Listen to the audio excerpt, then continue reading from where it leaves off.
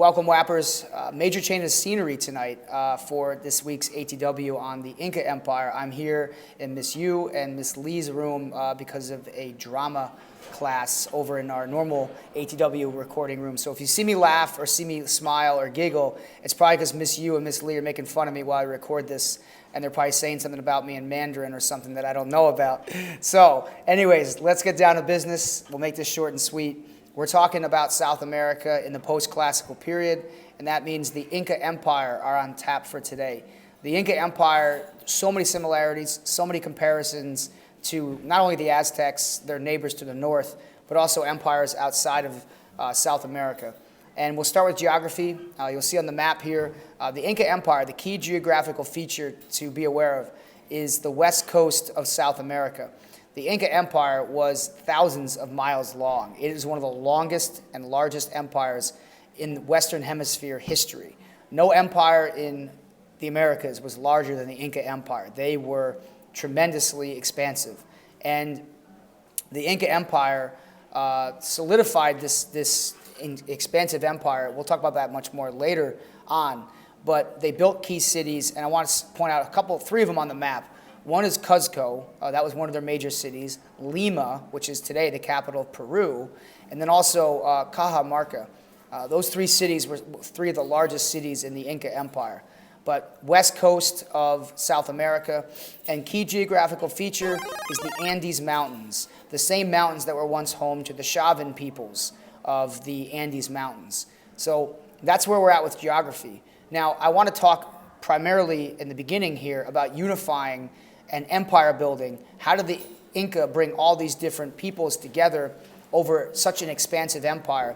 And there's great PSF here, both on the front end PSF and the back end PSF. And the front end PSF is like other empires we've discussed so far this year, the Romans, the Persians, the Chinese, the Mongols. Roads are key to unifying an empire. The Inca were expert road builders.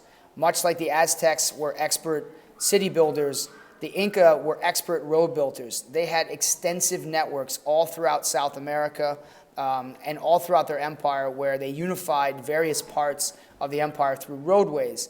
And these roadways, you're going to see a collage of some of these. These roadways were expansive. They connected various parts of the empire, and they still exist to this day. So you could actually do a walking tour of a lot of these Inca roads. I'm sure, when it comes to future travels for Where in the World is Simon Lin from First Period. Simon, for you, I'm sure you'll hit up these Inca roads one day and backpack through the west coast of South America.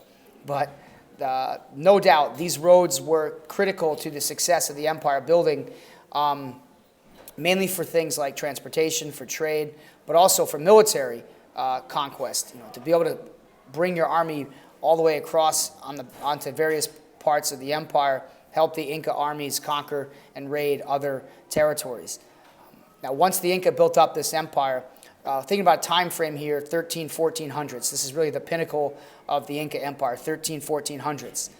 Like most empire building, the Inca had strong central government and bureaucracy. They did have somewhat of a tribute system in that local rulers had to report to the Inca emperor. The emperor was all-powerful. We have a theocracy in place here, where the Inca ruler was basically the religious leader as well as the government. And the term for the Inca leader is Sapa, S-A-P-A. It's on the slide there. That was the official term of the Inca ruler.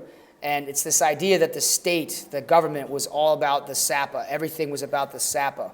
And there's some PSF there, too, when we get to European history later on in the year, where the person, the leader, was the complete embodiment or this personification of the empire. So the Sapa was the ruler of everything. And the Inca Empire really fed into this idea of the fact that the religion was once again a dominant aspect that goes along with the government to create a non-secular government. And when it came to religion, so much of the religion was fueled by human sacrifice, for example, although the Incas certainly did not execute people on the level that the Aztecs did. But back to the roads for a second here, because I almost forgot about the PSF to connect the road building to the future. If you consider a good future example of PSF, think of America's interstate highway system. Our interstate highway system, which was built in the 1950s and 60s, was one of America's greatest civil engineering projects of all time. And that connects the country via extensive road networks. Same idea with the Inca. So the fact that these peoples had almost highways going all over South America allowed for military conquest, trade, transportation, communication networks.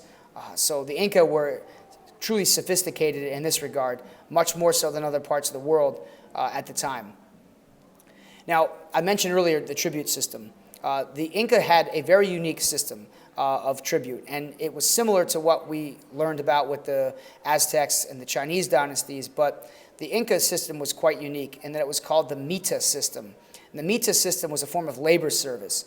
Effectively, what the Inca would do is when they conquered villages, or when the Inca would threaten to conquer villages, instead of enslaving people or instead of taking people as captured prisoners of war, oftentimes the Inca would require each person or each household to offer some kind of work for the Sapa, for the government.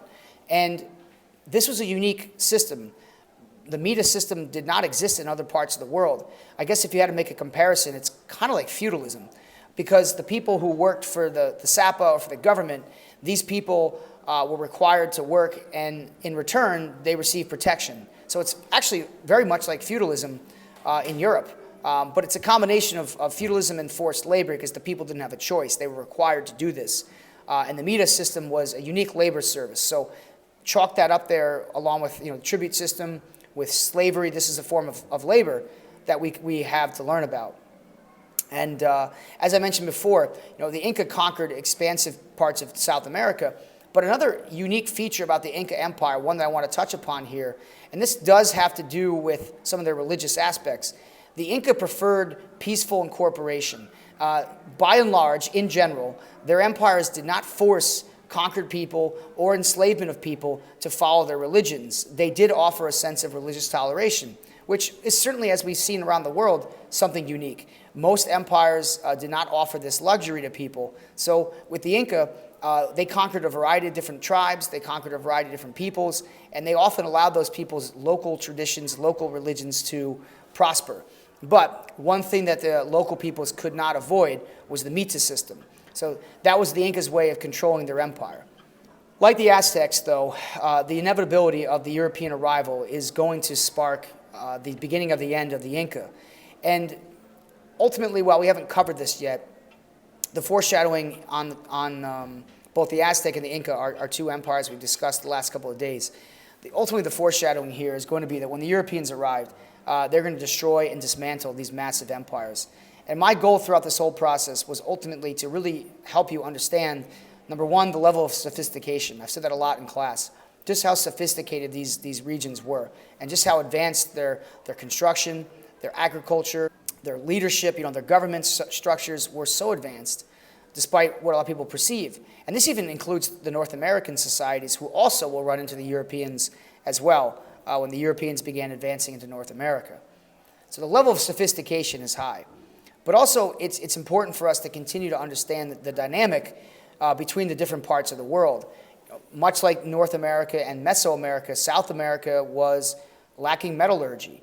They didn't have the tools. They didn't have the metallurgy to build advanced weaponry, to use advanced tools. But they certainly did adapt to their surroundings. Great example, in the Andes Mountains, llamas, indigenous animals to the Andes Mountains, llamas were used to help transport goods and on trade routes, kind of like camels were used in the desert of North Africa. So there's a good example of animals and using geography and blending that with the domestication of animals. The Inca really, like the Aztecs, the patterns of empire building are nearly identical to everywhere else in the world. But in the back of your minds, you should always be thinking about this eventual collision, that one day when the Europeans arrive, this is going to shake the foundations of these empires. And the last point that I want to raise is how connected were these empires? And that's really going to be something that I want us to discuss tomorrow in class for a bit. the Inca, the Aztecs, these are two of the greatest empires in world history from the Americas standpoint. Well, how connected were they? Did they actually interact with each other? And in the long run, how does that going to affect their eventual collapses? So in class tomorrow, we're going to practice some writing to start class and do a discussion on continuities. But then we're going to also open up discussion about the connectivity of the Inca, the Aztecs. Were they connected? Did they actually run into each other? Did they diffuse anything? I think that's a really important discussion point. And then we'll frame it all in the way that this is going to play into the fact that eventually the Europeans are coming. So I'll leave you guys with that. Pretty quick ATW here. If you have any questions, make sure you jot them down for class tomorrow. As always, keep in mind the past shapes the future. Have a great Thursday night. Basis, Whappers, take care. We'll see you tomorrow.